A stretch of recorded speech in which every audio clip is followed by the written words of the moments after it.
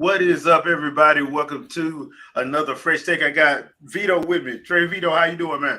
I'm good, man. How you? I am making it. So, um, tonight's review is of, and I'm gonna go and tell you right now, I'm gonna mess this up. I'm from the South. I'm not from Nigeria. I'm sorry. Iwaju. This is on Disney Plus.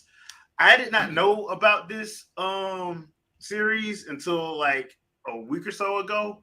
Um when I was just cruising on Disney Plus, getting ready to watch Bad Batch, and this was there. And I'm like, why didn't they talk about this? But that being said, what we're gonna do is watch the trailer, and then we're gonna come back and give our thoughts on the series as a whole. So let's jump into this trailer right quick. From Disney Animation and the groundbreaking storytellers of Kugali. Happy birthday, Tola. This is Oti. You want stars for a pet? It's great. Comes a Disney Plus limited series. What would you say if I asked you to go to the mainland? Set in a futuristic Nigeria. You want to see the real Lagos? Yes, let's go. Welcome to Lagos, Nigeria.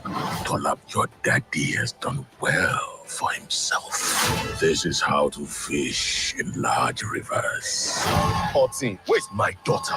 She's your responsibility. Find her. Be careful, oh. Some of these people are actually dangerous. I laugh in the face of danger. I didn't hear you laugh. Tola, I got you now.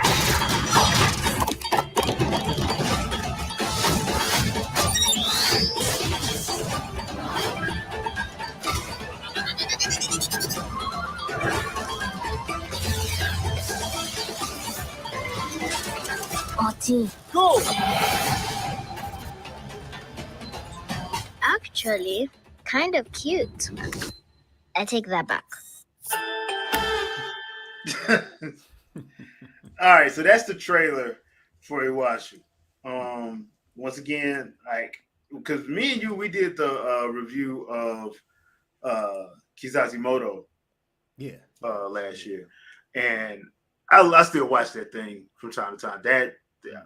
Out of all of them, I think there's only one I kind of really don't like, but they're all good. Yeah. So when I saw this, I'm like, oh, because I was wondering if we were gonna get another one. Yeah. Honestly, another anthology thing, but I think we are, but I don't know. Ever since Iger came back, he been set tripping. True. But this one, like I said, it came out of nowhere for me at least, because I didn't know anything about it. Did you hear anything about it? Because I didn't.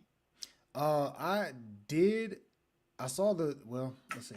I saw the trailer earlier in the month because it was, I want to say roughly around the time that that Malcolm X and Martin Luther King, yeah. Yeah. I saw the trailer around that time. I'm not saying that it, was shown at the same time, but I saw that trailer around that time. So I knew it was coming at the end of the month. I just kind of forgot about it myself. Okay. Until like you actually brought it up too. Like you was like, "Hey, did you know this was right here?" And I was like, "Oh yeah, I forgot about that. It was supposed to come out." So, Yeah, 'cause I saw nothing. So that's why I was like, you would think they would, show that since Kizazimoto did do well for them. right. So right. I was like, okay, whatever. But this story, Iwaju, is basically, it's only 6 episodes. It's real short. It's not long. And the episodes range in length from 20 to 25 minutes. So your standard anime episode type deal. And this is kind of like a coming of age story. It deals with some themes of, like, I don't want to call it neglect. I don't want to call it parental neglect, but I would say it's more along the lines of not really understanding your child. It's not neglect because he's not like he's not there. It's just he ain't there, if you know what I mean. Yeah. But I think the main character, Tole, and I love her. because she ain't bad.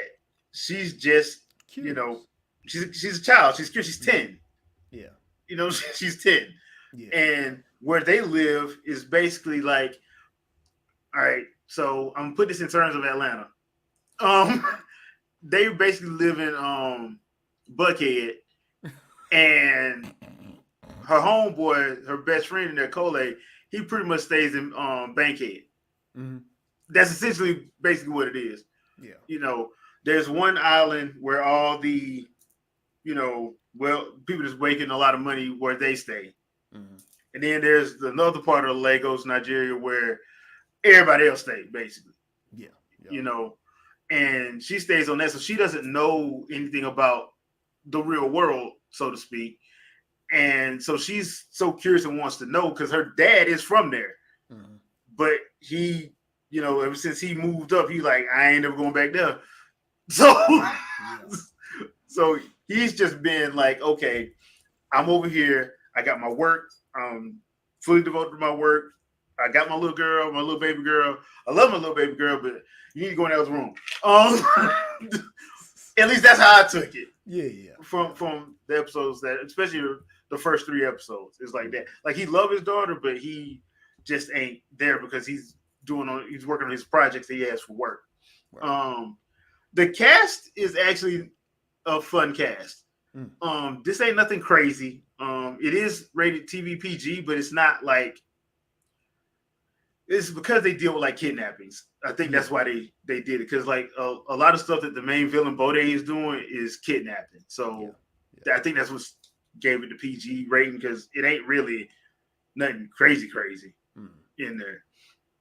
Here's some action, but not to the point where it's like Blood. Avengers. I'm fighting Thanos type mess. It ain't that.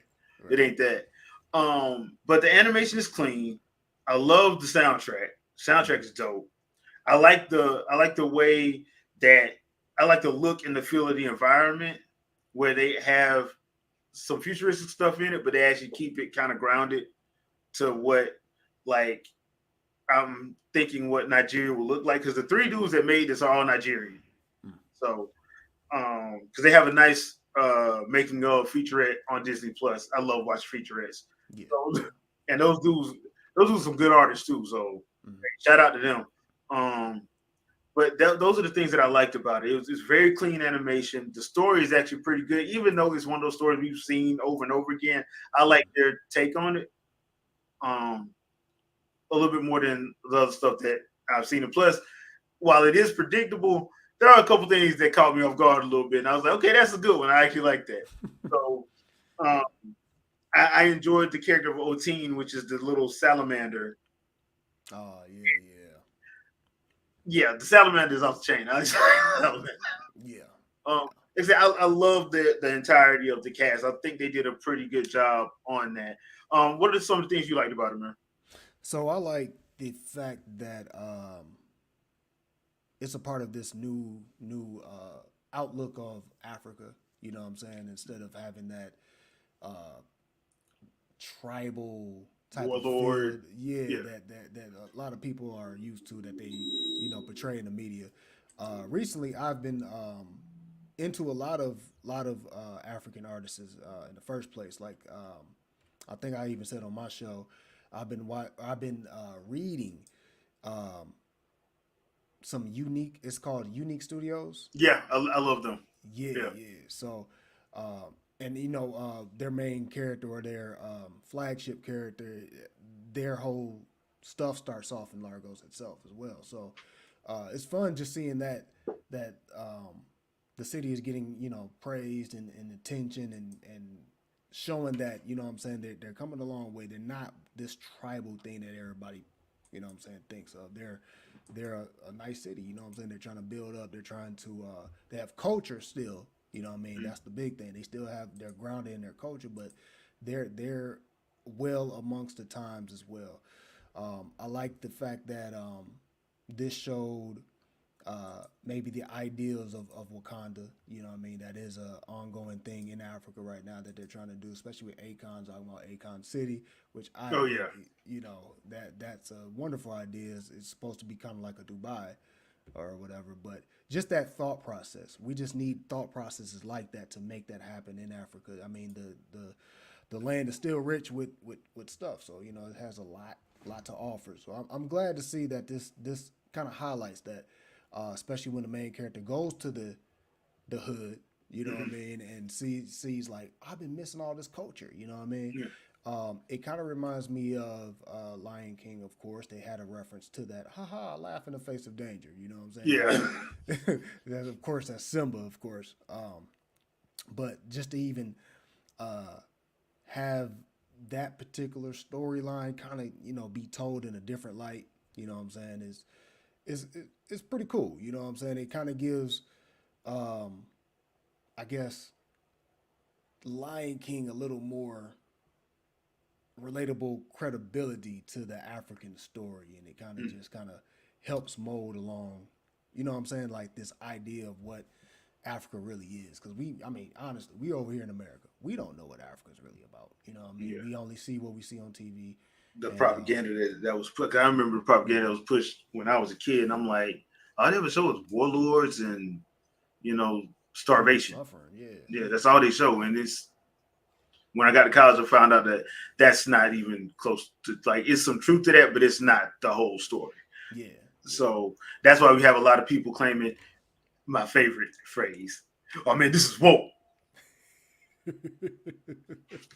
Yeah. It's set in Africa. How is it woke? Man, this is not woke.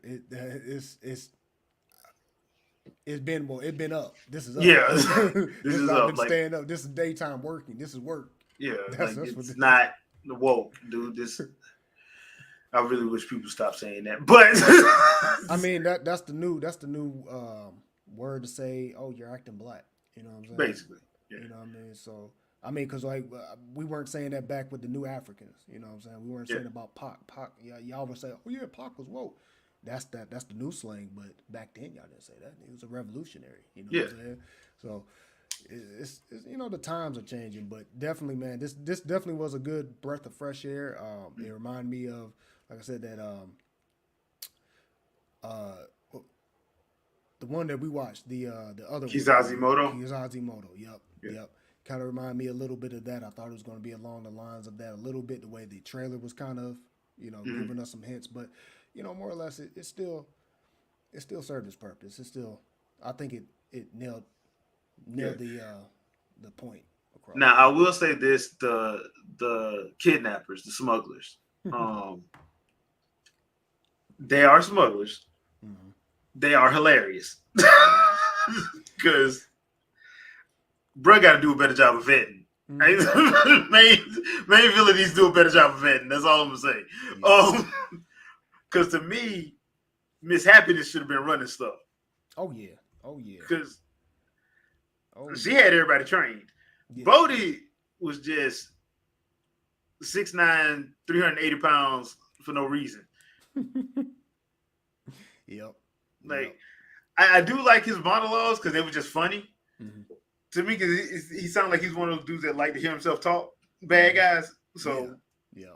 it was just interesting that. But like Miss Happiness, the lady with the afro, Yeah. she the one you need to be afraid of. Yeah. She was the one you need to be afraid of. So she would probably be the equivalent of what's T'Challa's little bodyguards? the Dora.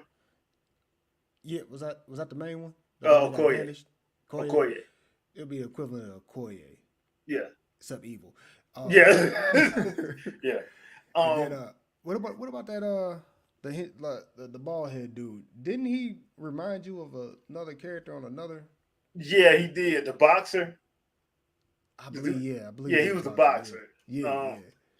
With the plasma whip. Yeah. I guess that was a plasma whip. Yeah.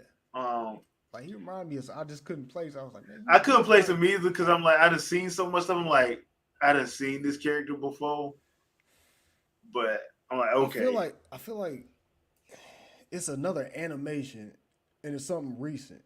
I just can't place. Oh, Spider-Man. He looked like the uncle. Yeah, Uncle Aaron. That's what it was. Uncle Aaron. Yeah. Yeah. He like the uncle. That's what it is. Okay. Well, Yeah. boy, did he take an ass whooping? Woo! Yes, he did. Yes, he did. Like, bruh, he got beat on. I will say I do like how they did portray, like I said, Tola. Yes, she's curious, but she's not stupid. She's smart, and she knows how to manipulate people, which I thought was funny because, like, the main villain Bode actually explains that it scared the hell out of her. Because I'm like, is he finna try to kill this little girl? Right. When he was doing the whole monologue about manipulation, and then 10 minutes later, she manipulated him. Yeah. You sure you did not win, or you did act on their acts of kindness? And then 10 minutes later, they go to the scene back to her homeboy and the bodyguard. They come back to the hideout, and she done puppy dog eyed him into a whole rant against his whole crew. Mm-hmm. I'm like, she just manipulated you, you dumb, you big dummy. In the words of Red Fox, you big dummy. So, yeah, those are the things that I liked. If there is one thing that I did not like, I kind of wish we had a couple more episodes because there was a side story in there with her best friend and his mom. Because he wanted to be a doctor. Cole wanted to be a doctor so he could save his mom. That was the whole thing that he wanted to do. Because his mom, they didn't say what she had, but she was sick. She was very sickly. And so even though he has a mind for tech, he wanted to be a doctor to try to find a way to save his mom. I thought they could have kind of went into that a little bit more because I kind of, at least like an episode, like not a full episode, but kind of like a couple more episodes so we can like see what that relationship was like where his dad is at, or did his dad die, or whatever, because like the boy ain't stupid. Right. He just product of his circumstances. Yeah. But he's actually kind of low level genius and don't realize it. Yeah. So that was one of the things that I didn't like. I kind of wish we had like at least a couple more episodes just for that. I do think the character of Bode, I think he served his purpose, but he shouldn't have been the main villain. I think Miss Happiness should have been the main villain. Right. Okay. I think she should have been the main villain, not him, because at the end of the day, dude was just, I guess he was supposed to be the kingpin, and Wilson Fisk will laugh at him.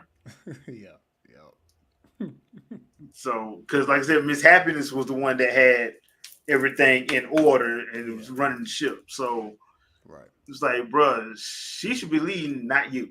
That was just from my little observations. So, what about you? Find anything that you didn't like? Yeah, similar to you. I feel like if they had a couple more episodes, maybe even explaining where was Homegirl's mother. You know what I'm saying? They didn't talk about that, or kind of go a little deeper into the dad being from that neighborhood, because when you actually look at that flashback, the lady that was selling the bread and stuff like that, that's the mom of the little boy or whatever. Yeah. So it's kind of like they know each other and they used to be friends, or they're from the same neighborhood. So I would like to kind of just see that dynamic more, like what happened besides the fact that he got this job and he's an inventor and stuff like that. But like you said, having a little boy, expand his story as far as like him being a genius and creating stuff too. I mean, like I would want the dad to, look at him and take him in as a protege, not a worker. You know what I'm saying? Yeah. Like basically like, okay, I see you fix stuff, invent stuff.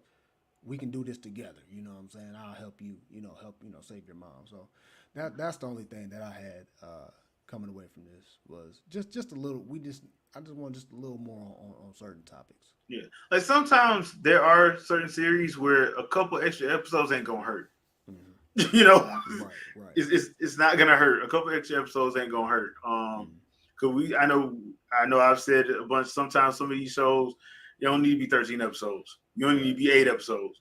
Yeah. But this one is one of the ones, 8 or 9 episodes probably would have been better. Yeah. Just so to round out some of that stuff. Because like I said, that flashback in that episode, like, and we saw his homeboy that was the cop, Yeah. and that was all of 2 minutes, Yeah. and that he was pissed off, and that was it. And I'm like, Yeah. okay. Um, so I'm like, yeah, it's probably one of those situations where they could have shown like them trying to reach out to him and him just being, I'm busy, like stuff like that, you know. And him needing to remember, hey man, that's still your folks. Like you came from there. Like I know you over here now and you doing good things, but you came from there. You don't have to cut yourself off from everybody, right? Just because you're, you moved up. So that's the only other thing that I didn't like. I will say this: it's a perfect show in my opinion for kids and the family to watch because like it's not one of those boring shows where you watch it with your kids. You like, man, is this? It's almost over. Okay. Is this over so you can go to sleep so I can watch some good stuff?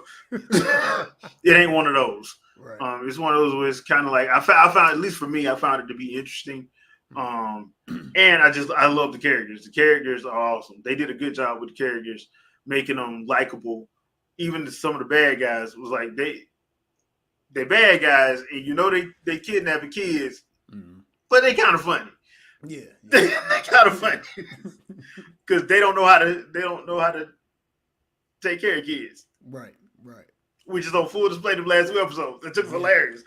Like, wait a minute, if y'all kidnapping kids, y'all don't have to deal with this before. Yeah. So yeah, I found that to be, one of those things. I think it's a good sized show. Like I said, it's only 6 episodes. The episode lengths between 20 and 25 minutes. It ain't gonna kill you. You could probably knock it out in the afternoon. More than likely, you can knock it out in the afternoon, or you can watch it episode by episode. It's nothing too crazy. I think it's perfect for like a family viewing session, if that's what you want to call it. You can actually look at it as a movie night because if you put all of those together, that's about the length of a. Yeah, about the length like full length film. And if you want to, I would highly recommend watching the making of. The making of is actually really good. Yeah. Now the making of is about an hour. Well, most of their featurette making ofs are about an hour. About so an hour, yeah. So you might want to dedicate a little bit of time to that one. But I found it to be very interesting in getting to know the creators of it. Hopefully they get to do more stuff. Hopefully Disney keep them around and let them do more stuff because I think they got something here if they want to go that route. Yeah. That's just me. Any final thoughts? No. Basically, like you said, I would like them to keep stuff like this going. I would actually like to see them keep. They've been doing this recently with a lot of nationalities, so I'm glad that they're like breaking down those stereotypical like walls that we have up and ideals of certain nations and certain people. I'm glad they're tearing that down and basically showing the real cultures of them. You know what I mean? But if they can just keep that going and maybe get some more shows like this, you know what I mean? It definitely serves a good purpose, not only just for our color, but everybody, so they can, we can all like understand each other. You know what I'm saying? This is just one of those connectors. So that's one way you get rid of stereotypes. Exactly. Because a lot of people don't know. If all you ever see is the negative, you never see any positive. Your worldview would be skewed. So. There is that. So give it a watch. Let us know what you think in the comments. If you've watched it, let us know what you guys think. Let's talk about it in the comments. But anything you want to pimp out, Vito? No, basically, well, yeah, I said no, but yeah. So, I'm about to actually go on here in a few minutes. I'm going live. I'm doing a special Vitoverse. I'm supposed to have pre-recorded live reactions that we did last week on our Vitoverse live. But due to the unfortunate passing of Akira Toriyama, I'm going to do just I couldn't think of a good tribute. We're going to have a tribute actually tomorrow on the Sandstorm show at 9. So please, be there, be square. But I'm going to do my own little thing, and that's just possibly playing some Xenoverse and just kind of talking about you know what I'm saying, what Dragon Ball did for me. You know what I'm saying? What Akira, yeah, I keep messing up his name. Akira basically introduced to me. And you know, I guess, man, it's so hard to really like say this like he's gone, but basically growing up, I'm an outcast. You know what I'm saying? And I'm coming down here to Georgia, and Dragon Ball was the only thing that connected me to people and make friends. So, you know what I'm saying? I think a lot of people had that type of story. So I'm just gonna do that here in a few minutes. But other than that, man, Saturday, Sandstorm show. I know y'all have y'all show on Wednesdays. I'm not a part of that, but I always like to shout y'all out on that. Y'all's on Sundays or whatever at 7. But other than that, man, it's the same Thursday and Friday. Veto Variance and Veto Verse. All right. And for the Wing the podcast, we did have to change some stuff up for the podcast Sunday because of Akira Toriyama's passing. So we're gonna do our tribute, the crew, and I will do ours on Sunday. So as always, chat's gonna be open. We do got a couple fun stuff to talk about, but that's just one of the ones because like everybody, it caught us off guard. For real. And they do still have, because they have not pushed back the new Dragon Ball series that's supposed to come out in October, I think. Yeah, and they still have Sandlands coming out. Yeah, Sandlands coming out as well. So it has the game and the anime that's still like on schedule. It's still on schedule. So it's probably gonna be tough for a few people. You're gonna probably see some people be. And I'm gonna tell you right now, if you antagonize the wrong person, they're gonna eat you alive. So don't be stupid. I know some people love to be contrarian and try to, one up, tell people something that because they're grieving. Don't do that. Yeah, no. Don't do everybody's, that. You know what I'm saying, their story. You know what I mean? Yeah, that's not, one, it's not cool, and two, you don't make yourself look good, and three, your feelings gonna get hurt. I done seen about 6 people that tried that mess with Akira already, and Twitter done ate them alive. Mm-hmm. So just don't do it. I'm just saying, for your own sanity, don't do it. Mm-hmm. Yeah, but we will be doing our tribute on Sunday, so hope you guys have a chance to check it out. Also, the Princess Peach Showtime demo. I did a Let's Do This Quietly. It should be live now. I think I set it to go live at 5 p.m. Eastern Standard Time, so it should be live now. Check it out on the channel. I will do a live stream of that tomorrow as well. Not bad, but I'll give my live stream and impressions there tomorrow. So because of all the stuff that happened this week, I know I said I was going to do the anniversary of the Switch. I'm just going to do that all month here and there because my schedule got thrown off because of some stuff that happened in real life. So there's that. But thank you guys for watching. Thank you guys in the chat for showing up. We really do appreciate it. Leave a comment, like, share, subscribe, all the other good stuff. We will see you guys tomorrow for Sandstorm's podcast. Yep. Sunday, Winging the Podcast, 7 p.m. Eastern Standard Time, and 9 o'clock. You going?